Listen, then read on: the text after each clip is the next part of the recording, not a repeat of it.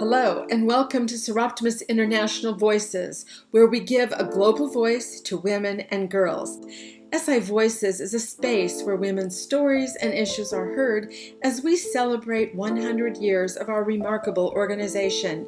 We will reveal and rediscover the history of our global movement while educating and informing on many of the key challenges affecting women and girls today. Welcome everybody to our podcast today. My name is Hilary and I live in Sheffield in the United Kingdom. Our podcast today is going to tackle some of the questions around domestic violence, and we will be thinking about how the pandemic has made the situation much worse. My guest today is a fellow Soroptimist, Nisha Ghosh, who lives in Pune in central India. She is the founder-president of the Soroptimist Club, Pune Metro East, which does amazing project work to improve the lives of women and girls. Nisha and I first met when we co-presented a side event at the CSW meeting. That's the Commission on the Status of Women meeting at the United Nations in New York, and we have worked together as friends ever since. I invited Nisha to join me today because she is an advocate for women's rights. Nisha, can you tell me why the issues around domestic violence are so important for you? Thank you, Hilary.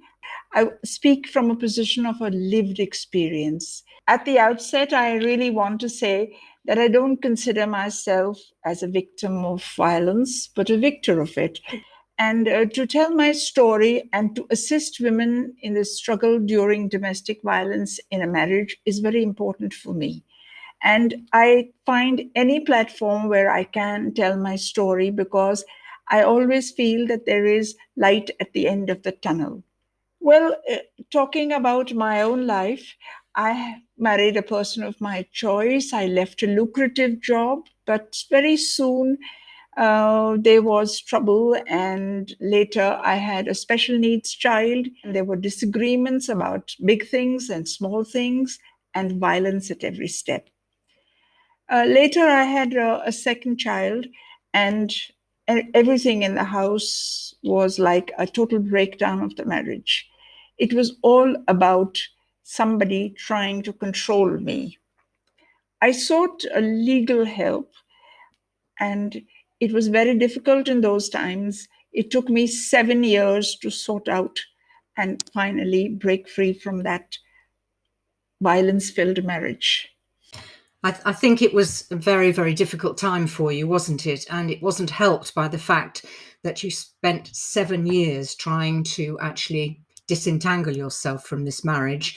And you told me that so much of the marriage was all about different sorts of control, even to the extent that your husband tried to remove your financial power, also anything to do with the children, even to the extent of what you were allowed to buy for the children to wear, all that kind of thing. He undermined everything you stood for. And in order to try and get out of this marriage, as you say, it took you 7 years through the court. So something to do with this is to do with power, isn't it? The power of him and the power and control over you. And I wonder if this is something you see as a kind of historical thing. Yes, indeed. I think this, if you look through the histories of humankind, it is all about men controlling the women. And over the centuries, over the evolving of human beings, women have learned to internalize their subservient roles. They have developed tools of acceptance because social norms do not accept a woman protesting against her husband. And this always being suppressed is the order of the day. I did not realize how, in hidden ways, I was being controlled. There was this slow stifling of the economic space, of intentional exclusion, of being burdened with all the responsibilities. I mean, it doesn't always have to be open violence, but it was always a matter of being controlled. And the family laws didn't help at all. The all family laws, I mean, every country has its own set of rules and set of laws, but I can tell you that in no country are family laws women friendly. Back then, when I was in the court, we had no right, women had no right in the family courts in India over their matrimonial homes. I mean, everything that was in the house, you had no right over. You had nurtured it as a home, but you did nothing belong to you. And this was where I always was on the back foot. So this has been an awful experience for me, and I want to help others go through this. I think you said that eventually the laws for to do with divorce in India did change, and to do with domestic violence did change in 2005. But there are many countries in the world where the laws are not women friendly, and even if they are, they're not often implemented sufficiently to support the women who need them at the time. So, Nisha, how has the experience that you have had sort of impacted on your work and what you've tried to achieve to try and change things for women and this experience? My 7 years of experience and my brush with the legal system has really emboldened me to support women to question and to find out those loopholes in that law which they could use to their benefit. And it is during these traumatic times that I want to help them strategize their case, to guide them. And I have, since my own divorce in the year 2000, I have taken any number of women, directed them to the right lawyers, guided them, made them emotionally stronger, and helped them understand what are their rights. But this is at a personal level. As a soroptimist, I have been able to help with sharing my story, of course, which I did at the Commission of Status for Women in New York in 2015. And later on, I have supported projects in my own chapter, which is in Pune, in doing work where women's understand their rights, and women are also emboldened to address and pick up, address the police or address the law asking for their rights. You know, in India, Calcutta Club has done several sessions of legal awareness, and this is really the need of the hour, the legal awareness, and where women should know their what they can get out of the courts. And so also Pune Metro East, that is my chapter, we have done two projects of empowering women about law, we have gone to corporates and done programs there on how they would take on, understand law, understand how it can work for them, whether it is in the case of harassment or domestic violence. And, you know, we even acted in skits where we demonstrated small scenes of where violence is triggered. And then we made our female audience question that and, have a conversation around it, that how could they have done it differently. So that was a wonderful experience out there. And this is ways in which we can reach the common public, the public, you know, and where they will, there's nobody to guide them on these legal matters. And of course, Soroptimist itself, in its president's appeal, the road to equality, which addresses violence against women as one of the key issues, that is also very important to me. Yes, I agree, Nisha. Thank you. And there are so many clubs, Soroptimist clubs around the world, that are working together with women to try and change the law. In England, for example, there's a big lobbying going on about an act of parliament that's going through at the moment, where women are trying to change one of the terms of that act. And then women throughout our Soroptimist world work in women's refuges to help and to support women in all kinds of practical ways. And that has gone on all the way through this last year, because I think this year of the pandemic, really has brought this issue to the fore, because the United Nations has actually estimated that 1 in 3 women worldwide have been subjected to physical and or sexual violence by their intimate partner. And so lockdowns have increased the exposure of women to abusive partners and known risk factors. And it's meant that it's limited their access to services. So with the pandemic in your mind as well, Nisha, where do you feel that the real difficulties have come for women in abusive relationships? So, Hilary, I think this whole experience of lockdown was something new. While we women on the world stage were fighting for equality and, you know, pushing the agenda of gender, we didn't realize that this pandemic was going to set us back several years, I think even a century, if you ask me.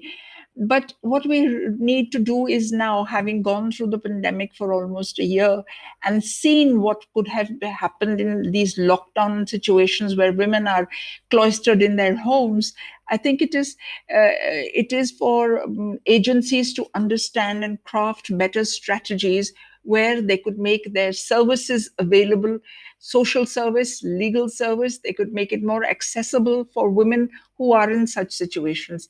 Also, I believe shelters were overwhelmed and they could not take in more women, or at least because of lockdown, they were not able to go there. But these shelters need to be multiplied. There should be some surreptitious ways of where women can reach for help. We need to not waste any more time in organizing this, because I mean, this is only 1 year. We are going through the second year, and we don't know how long this situation will last, but the violence will continue. Yes, I agree. I mean, this is the terrible thing, that's the pandemic. We say we've had a year of it. We're not coming out of it yet. And certainly in India, where you are at the moment, the pandemic has become even worse in the last few weeks. So we don't see an end in sight. Therefore, the whole issue about women and violence in the home in a lockdown situation is not going away. So we do have to take action now. We can't sit back and think it'll go away. There are desperate needs for money for shelters. There are desperate needs to help people escape in all kinds of ways. And I think that the pandemic has really raised this issue and made it a very much more important issue for all of us. So yes, we need support. Yes, we need strategies. We need shelters. We need enabling environments, etc. But we also need a mindset change. And I think particularly we have to bring on board men and boys into this, don't we? What we need to do is make them part of the solution. So perhaps we could go back to our communities, identify the people who are the influencers. Let's redo the macho man image. Let's try to push the agenda of a understanding man, of a gender sensitive human being, and let those images, those people be the influencers for the future generations. These would be the men who do not treat women as objects. And then on the other hand, they could also be women who play a very important part, because it is in the very early nurturing of attitudes with boys that women can ingrain in them how they have to treat not only their mother, but also the girls and the women that will come in their lives. And it's very important that that training and that influence is very well ingrained early in the children's lives, in the boys' lives. And of course, we should always be supporting fathers who are raising their sons to be gentle, awesome men. To be gentle is not anti-male, and they have to recognize that. Women also have to recognize this. I mean, there are these he for she movement and the white ribbon movement where men are standing up. We need to support those, and rallying for support for men that are becoming part of the solution, supporting them in every possible way. I think it's a change. It will take time. It cannot happen overnight. There is already some bit of change happening. Pandemic has pushed it all back, but I think everybody needs to do their little bit to stand up against violence. What do you think, Hilary? I absolutely agree with you, Nisha. And I think this is our call to those of you who are listening to this podcast today. We all have a role to play in this, because violence against women is not something confined to a particular group, a particular class, a particular age group. It is throughout the world. And the pandemic has just raised this into a much more I suppose, important issue that people are noticing. So I think we all have a responsibility to stand up against the violence. We all have a responsibility to consider our roles as men and women and how we interrelate to each other. So my call, and I'm sure Nisha's call to everybody listening, is break any silence about this. This is not something that should be swept under the carpet. It's something that we all know about, and we have to raise awareness about it. We have to be aware, and then we, all of us, have to be part of the solution. So I hope listening, you will see a way forward for you to be part of this solution. I hope you've enjoyed listening to this podcast in SI Voices, and we hope you'll join us again in the near future. Goodbye. You've been listening to SI Voices, a podcast hosted by Soroptimist International. Follow us on social media for our latest news and updates at Soroptimist Global on Facebook and Instagram, and at SoroptiTweet on Twitter. You can also check out our website, soroptimistinternational.org. Please join us next time on SI Voices.